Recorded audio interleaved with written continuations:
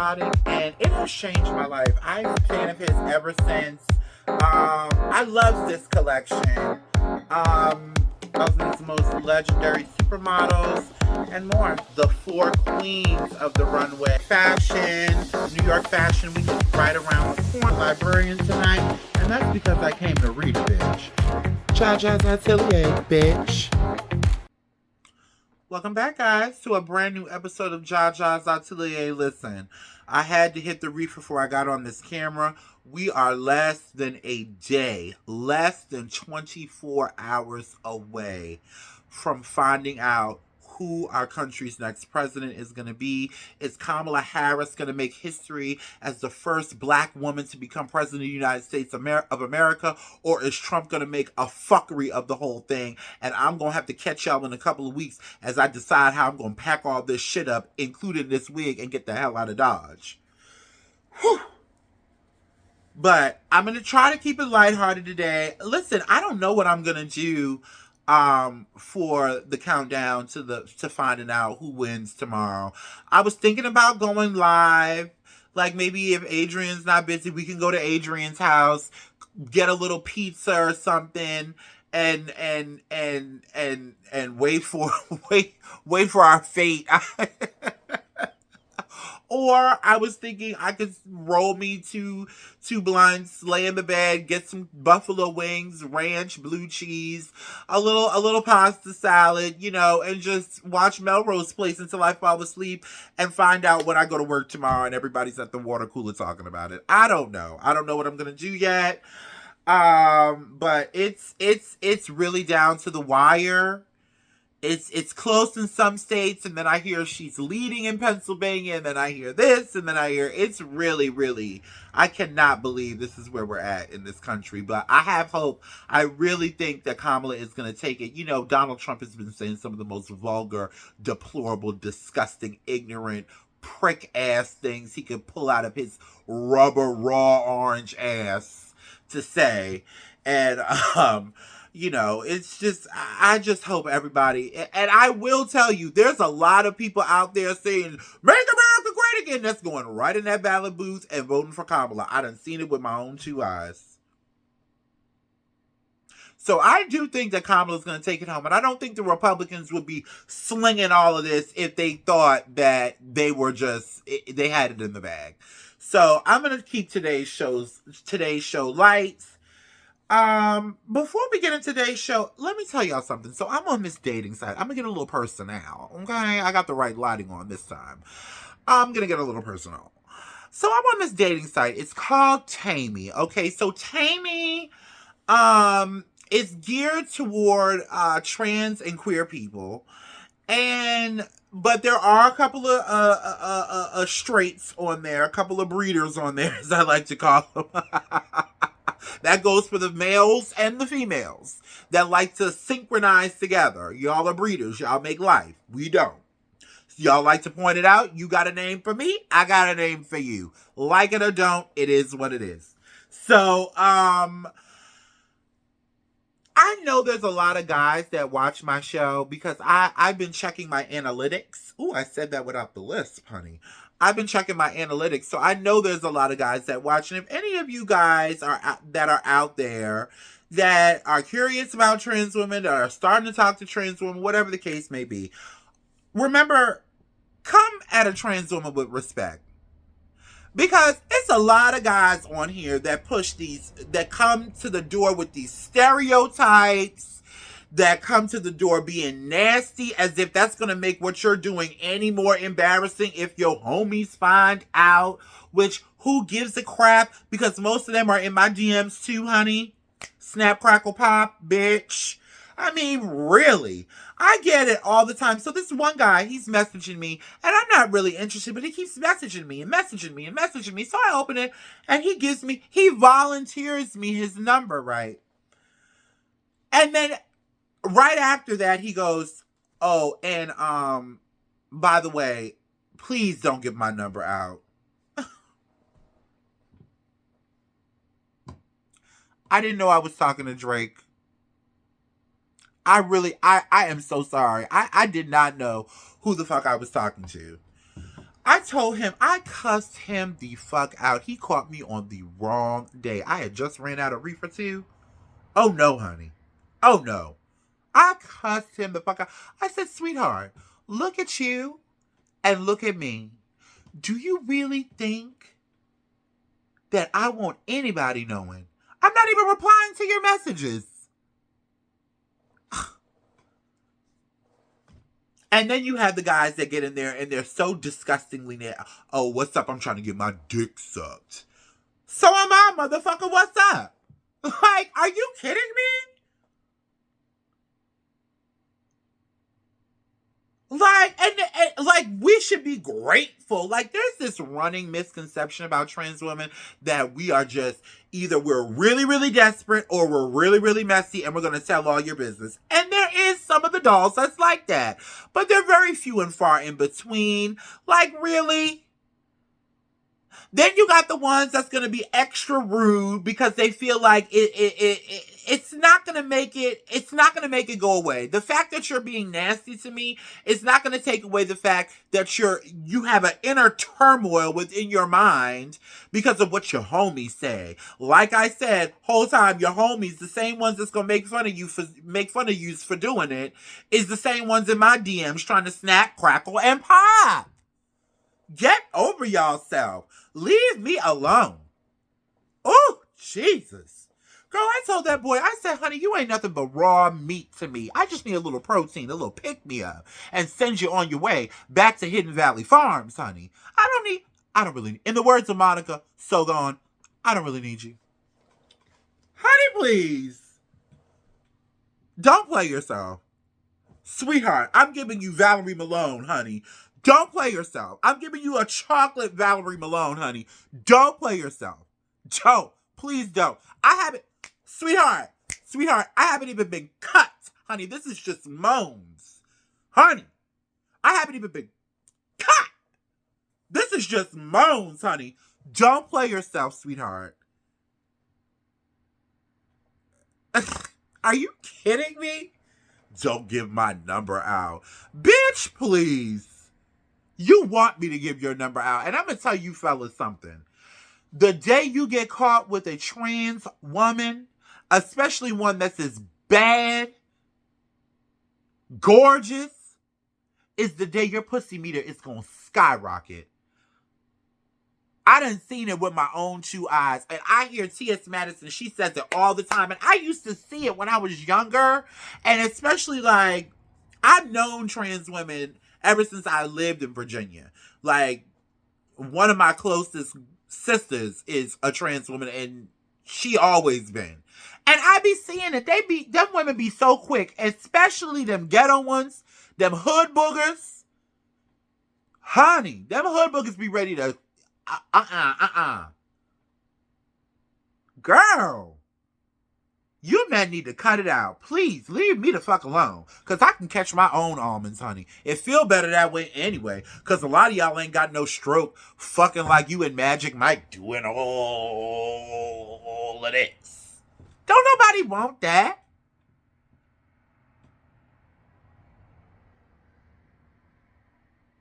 What that girl say in that movie, girl? He cute, but he a whole lot of have-not. Or no, a whole lot of ain't got us. You cute, but you a whole lot of ain't got us, boo. Ain't got no car, ain't got no job, ain't got no common fucking sense, ain't got no conversation, ain't got no money, ain't got no stroke. Honey, please. Anyway. Again, I haven't even been cut. The moans are moaning. It's just moans. That's it. I haven't even been cut. Honey, I haven't even got my titties done. I have not laid on a table on a iron slat in a blue dressing gown with the ass out ever. This is just moans, honey. Don't play yourself. Because when I do get cut, you better fucking... Girl, please. I'm just waiting for the insurance to kick in, honey.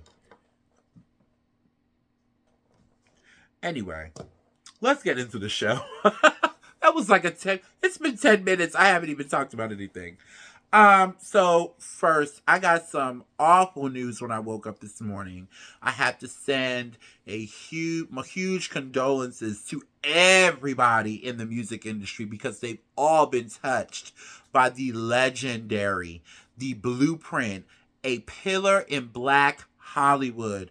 The legendary Mr. Quincy Jones died yesterday at the age of 91. He is responsible for so many artists: Michael Jackson, Stevie Wonder, Earth, Wind and Fire, Diana Ross, so many people. So I mean, I'm not even gonna, anybody who you have listened to has been touched by Quincy Jones. But you know what? He lived a full life. I could only imagine the stories that he had. And and I have never seen a picture. Quincy Jones been old since I was born, so I've never seen a picture of Quincy Jones in his younger days. But baby girl, he could have got it all. He could tell me not to give his number out, bitch. He could have got it all, honey. Quincy Jones. Who, this man is fine. Oh, Jesus. Scrump delicious. But you know what? You could see it in his eyes. He knew. He knew he was gonna make it. He knew what he was here to do, and he did it. So well done, and rest well, Quincy Jones. Also, we talked about the CFDA awards last week, but I didn't get a chance to. I did the show the same day, so I didn't get to talk about the winners. Daniel Rosenberry won. I believe for women's designer in Europe or something like that. He won big. But also Rachel Scott of Diatima became the first Black woman to win American Women's Wear Designer of the Year. So huge congratulations to her. I've seen some of her work. She really is a bold talent. I really do like her stuff. So huge congratulations to her on making history as well. I'm sorry I didn't get to touch on that. Speaking of, darling, let's get into a little fashion. Let's get into a little red carpet, honey. Have y'all seen Viola Davis, honey? Honey, so Saturday night was the LACMA Art and Film Gala. And honey, there was a lot of looks. 2 caught my attention. But honey, Viola Davis is drinking from the fountain of youth. Look at all this chocolate alabiesta. Look at all this chocolate alabiesta here. Her face, the makeup, the hair. Girl, look at this. She is wearing, I think everybody there wears Gucci. She's wearing Gucci. Oh my gosh, absolutely stunning. Her chocolate it's just like Jamaican Blue Mountain coffee. Oh my gosh. She looks like she's toned up a bit, the jawline. Viola, did you have a little work, girl? I'm not mad at it. I don't think that's work. I don't think that's work. I think she hit the gym. She's toned up a little bit. But if it's work, Viola, blink twice, girl, if you can. No shade, no shade, no shade. You know I love the queen now. Also at the LACMA, now I had to read. Last time we had to read our girl, honey. We had to read our girl at that last event, honey. But she definitely gave, honey. She definitely gave in Gucci by Sabato De Sorno. Also, she's wearing a little piece of history. With the accessories, she's actually wearing this amethyst cross that was famously worn by the late Princess Diana, I believe in 1985. She bought it last year at auction. She buys a lot of things at auction. Like, I think she really loves like the old celebrities. Because I remember watching like the Kardashians and she'd be like, oh, this was Jackie O's watch. And I was like, girl, oh, you're a collector. You know who else was like that? Michael Jackson was like that. He used to collect the strangest shit. But you know what? It ain't tricking if you got it, boo. So yes, I love the look. And I also... Ooh, excuse me. That's that cucumber water, you see? Sometimes, for some of us girls, it just comes natural. Don't give my number out my ass. I'm gonna tell you why I like this look so much. It's the hair for me. It's the Valerie Malone Beverly Hills 90210 flip for me. I love it. I love this. So stunning. Anyway, so, speaking of Princess Diana, y'all know it was Halloween. I saw all y'all ridiculous costumes last week. You know, sexy nurse, sexy kitten, a sexy anime character. I saw, but there was one girl who stole Halloween right from underneath y'all bitches. And I'm going to tell you exactly who it was. It was supermodel Elsa Hosk, who won Halloween as Princess Diana. Look at this. When I saw the video, I thought it was an actual video of her. Because the person that edited it, they took this one from her Instagram. I couldn't go back and find the edited one, but they took it from her Instagram and re-edited it and changed the filter so it actually looked like honey.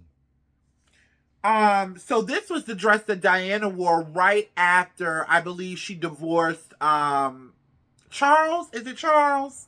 They all the same to me. And right after she divorced Prince William and Prince Harry's daddy.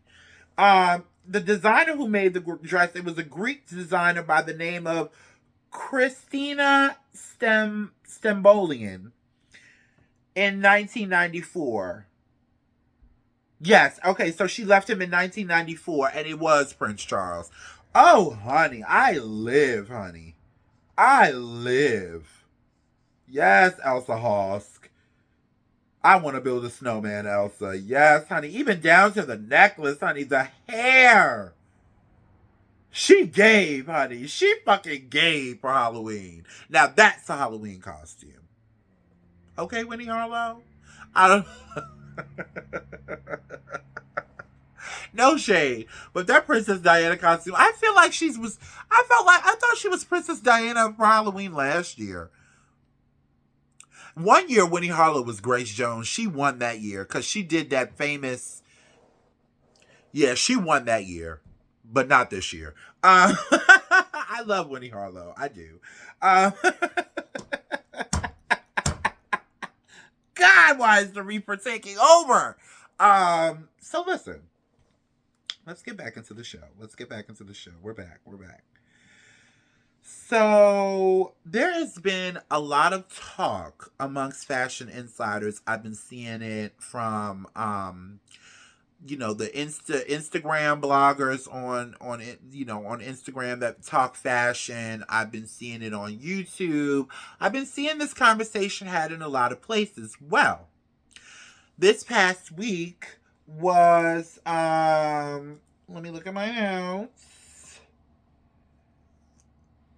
This past week was the AR CEO Summit, hosted by Women's Wear Daily, and the former CEO and president of Gucci, Marco Bizzarri, said this about the future of fashion. Let's take a listen. Hold on one second.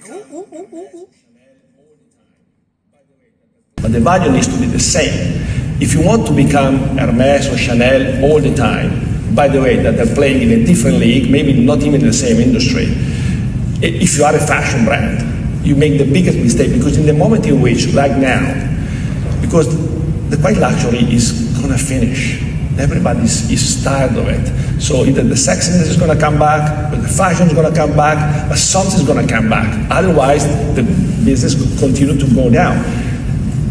The industry needs a spike, needs someone, hopefully a big brand, because it's something that is more recognizable and more visible, that needs to drive the entire industry. We need a change. By my girl Omdi from one of her latest episodes of Cutting Room Floor. That's the name of her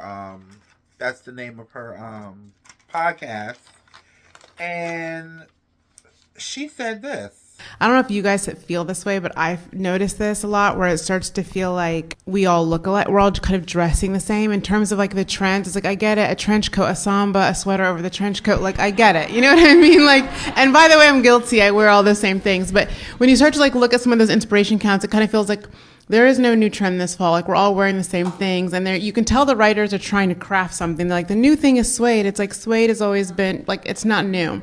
So I think part of that is because of the homogeneity of the internet, but I also think it lends itself to like people craving that discovery, you know, because there are certain voices that are really loud in the fashion space, and whether that's the big box brands or the big box, you know, legacy media. And something that I noticed when I talk to people who lived in what they would call real New York, they describe like the 80s and the 90s, maybe the 90s, but really I hear about a lot in the late 80s about like everyone wanting to look different. And they would go to great lengths, like club kids, when they would go out, it was like you did not want to be caught in the same look as somebody else. That was like mortifying.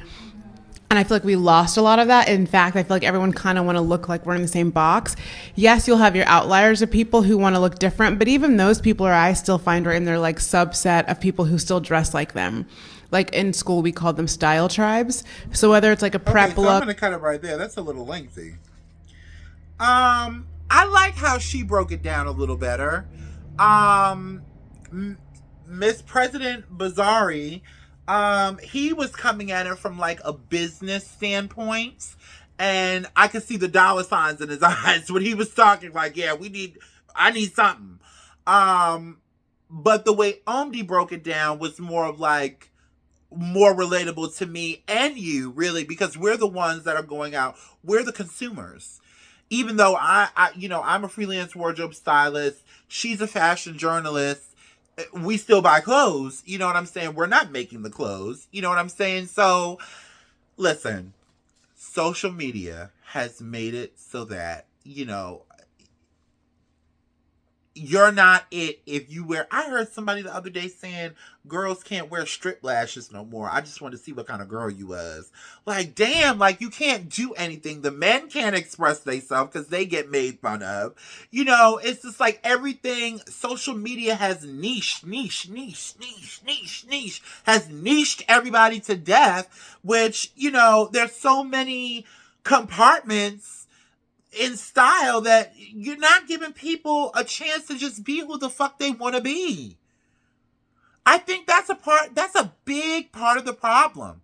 I also think a big part of the problem is brands are giving brands are giving opportunities to influencers who don't appreciate the brand as what it is, what it was, and what it's going to be. You have influencers who is like, yeah, you ain't doing it if you ain't doing it like that. Like, no, because it's taking the art away from it. I like Balenciaga, but Balenciaga is one of those brands, honey. I see everybody in Balenciaga. Balenciaga. Ooh, I got my Balenci's on. Balenci's, but they look like socks. You ain't doing it like me. Like, I done seen Balenciagas at the outlet mall. Okay, I am Balenciaga out, and they have all these brand ambassadors and all these influencers, and they all come at it. The celebrities, not so much, but we don't really look at the celebrities anymore. The influencers have become the celebrities, and they're a lot of the times they're the ones that come at it and talk about it in such a way where you feel like you have to have it. And some people fall victim to that. I don't. I like DHgate and AliExpress, honey. It's not that deep for me. Because at the end of the day, the brand don't make me. I make the brand. We make the brand. You know, I think influencing, it's okay to be an influencer and give your opinion, but, you know,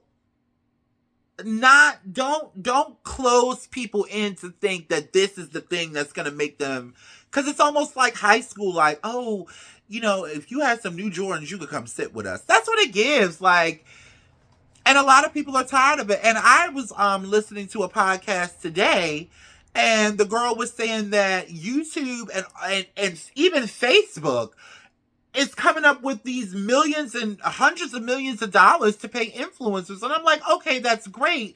But if you're going to pay influencers, pay somebody that's different. It's like that girl, that white girl. She just lost all that weight. She had a black boyfriend and she's like, oh my God, guys, I'm trying on my new sweater. Oh my God, I have an event to go to. Which one? I got this one from Sheen and this one from Megs. It's like, girl, she's okay. You know, she has her own vibe to her, but it's like, girl, how many white girls do I have to watch put on these granola sundresses talking about, oh my God, like, whatever happened to, like, just some originality? And I'm not hating. Get it how you live, honey. It ain't tricking if you got it. But girl, I'm ready for something a little different, honey. I don't want you to see my kitchen. I'm ready for something a little different. And I know some people look at my stuff and it's like, oh, you wearing that? Why you wearing it? You ain't gonna see nobody else in it. It's something different. I really think that's the problem. And there are so many designers and so many brands out there. I don't see us. What about Nathaniel Noir? Those bags. I keep on saying I'm going to get one of those bags. I'm going to get one of those bags. I'm going to buy 2 of them because they are everything. They're not and they're not expensive. I've seen a bag. It was a cute bag on there for like $30. It's like, money don't make y'all cute. I keep telling y'all look a mess. You got Dior, Balenciaga, Gucci, Louis Vuitton, and motherfucking Celine all on at the same time. And you look a hot ass mess. Girl. And then, ooh, my bra. And then telling everybody else, oh, you ain't popping. Oh, you can't come out with me. Like, well, fine, bitch. I don't want to hang out with you. I want to hang out with real cool people who, you know, can turn a potato sack into a fucking cocktail dress and come out in that shit and not give a fuck. That's what I want to say. Ooh, the Reaper is really taking over.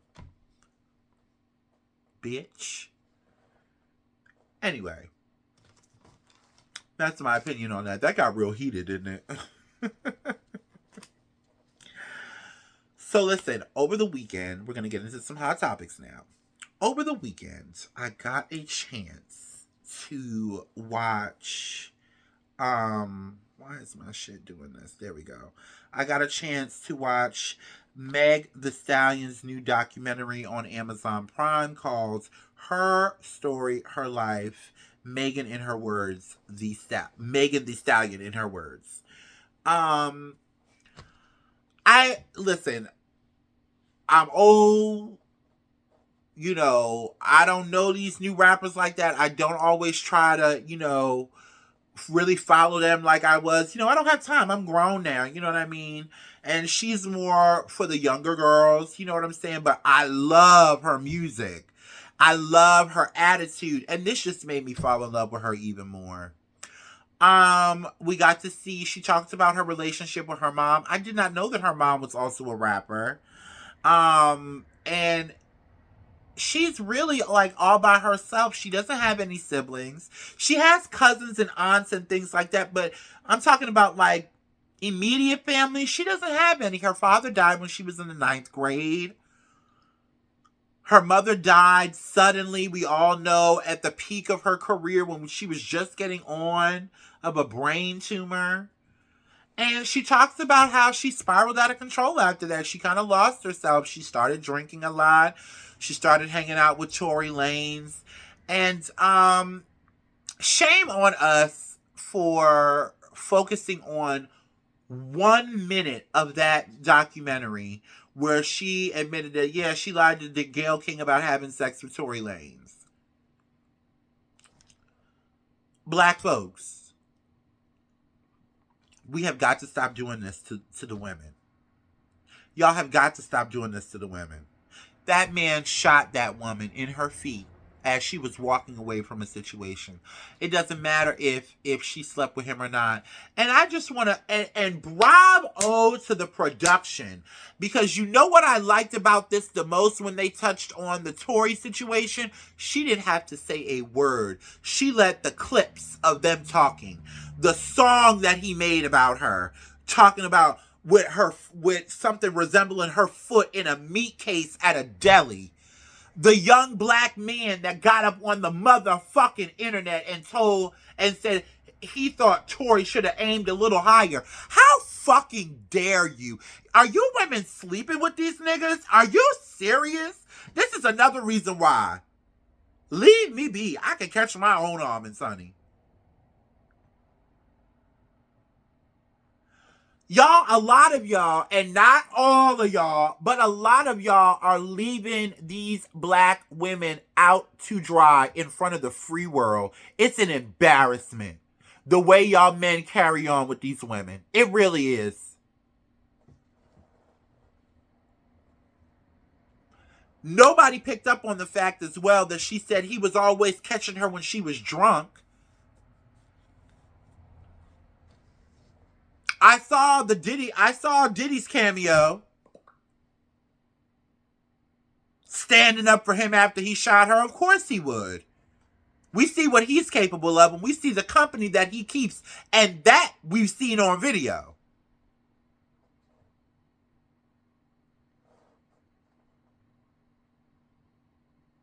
We got a thing about defending black men at all costs, no matter what they do. That shit is real weak. It's real weak. Real weak. Anyway, Meg Thee Stallion, congratulations on this. And it's a shame that the internet made it just solely about that 1 minute fucking clip and not about all that you have had to overcome and the work that you have had to do and the traumas that you face and the loss that you have suffered during your whole life from 9th grade on. Oh, let me not forget Miss Kelsey, the friend. Wow. I don't believe that girl was ever her friend. I've had a friend like that once. Hey girl, I know you're watching. I've had a friend like that once. They catch you at a weak moment and they suck you dry. And you're so caught up in your own trauma, in your own world, and you're just glad to have somebody by you. And you're appreciative to have somebody by your side because you're going through something. And they know that. And they latch on to that bone in the back of your motherfucking neck, bitch. And you carry them until a better opportunity comes along.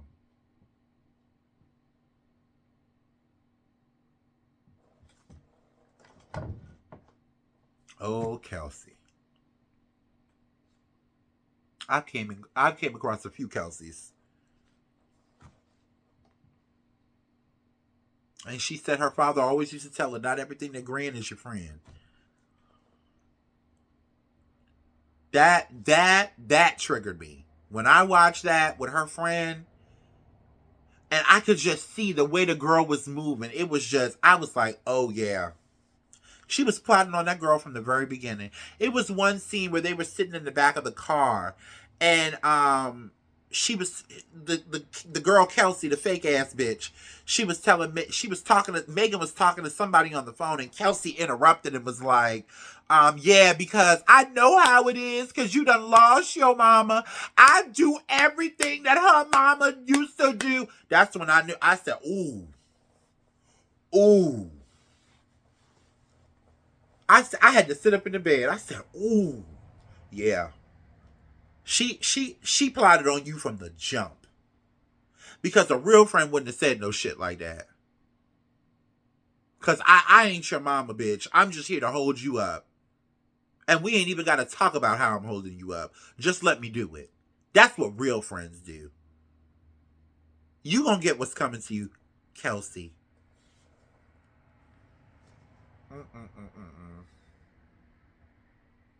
I think for the people that have brain cells, this is only gonna make her more relatable to the public. We've all had a friend stab us in the back.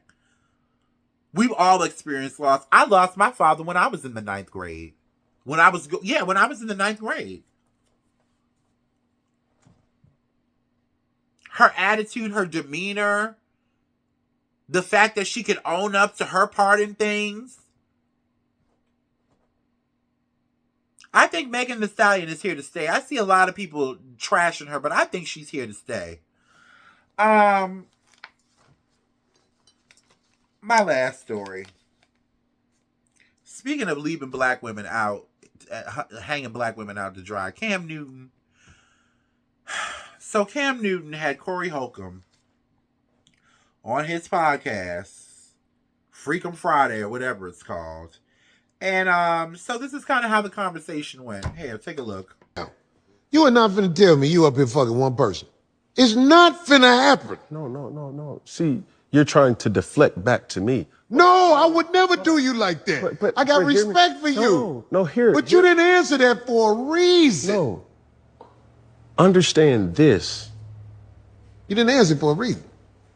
I'm gonna answer mine, and then I want you to answer mine too. I will answer it, brother, and I promise you I won't bullshit with you. Okay. How long you talking about? What you mean? Fucking one person. What do you mean how long I'm talking about? As long as I've been with Jazz, Jazz has not been the only person that I've had sex with. I don't know your situation. But I'm getting personal. Right. I don't know your situation. Since you want to take it there. And this is Y'all the thing that has. Do you feel like I'm being disrespectful? No, because I'm not trying to be disrespectful. That's what I like to call it, homie tapping. Y'all keep on homie tapping for your homeboys, and they gonna have you sleeping on the couch. Why? I just don't understand what it's like. First of all, Corey Holcomb is a disgusting human being. I have found some of his stand-up comedy, like, yes, I've watched it. Yes, I've laughed. But he's not somebody that needs to be out here talking. You know what I mean? Like, he's a pig. A beast. And I just think, Cam Newton, you got all those kids with 3 different women. You got this girl here now. Now you're saying you embarrassed her the last time. Like, why do you got to keep on dragging this girl? What is it with y'all? Why do y'all, what, does it make you feel like more of a man when you be like, yeah, because, you know, I'm a real, I can't keep it in my pants. Like, what that sound like? You damn near 40 years old and you can't settle down. And then here comes his baby mama. What's her name? Jasmine Brown, I think her name is. Here, so she posted this. Child, here come the just checking on you DMs. I'm fine, trust me. I know who and what mine is. Ain't no secrets or surprises. He can talk to me about anything. Yeah, and he can talk to the whole world about everything too. Girl, bye. You are embarrassed. He done drug you down 74th in humiliation all up and through, honey. Girl. Why do y'all women, and listen, $100 million, they say, now this is the girl that said he was worth $100 million. Now I checked, he's only worth 75. What do y'all, what?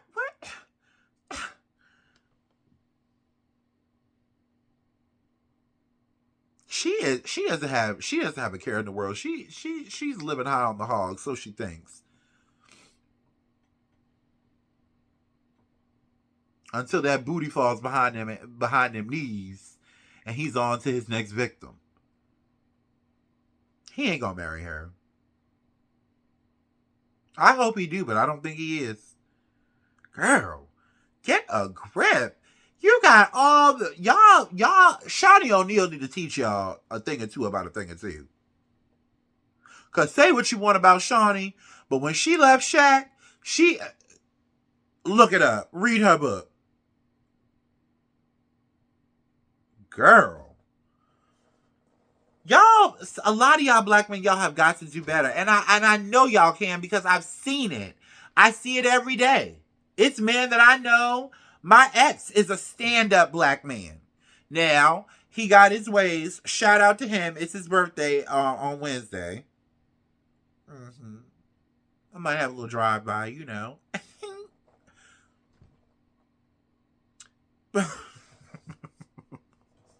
Telling all my business. But you know, it's just getting to be so toxic, and it's just too much. And it's just like, be a man. Be a fucking man. That's what a man is. You're supposed to protect your woman. Don't put her out there for slaughter like that. She knew it was gonna come. Anyway, y'all, I was going to talk about Young Thug, but we'll get to that. I'll be back in a couple of days because, you know, I'm going to have to shoot as much as I can, give y'all as much as I can before I ski that out. Because if Trump win, bitch, I'm out of here. Anyway, love y'all. Ciao.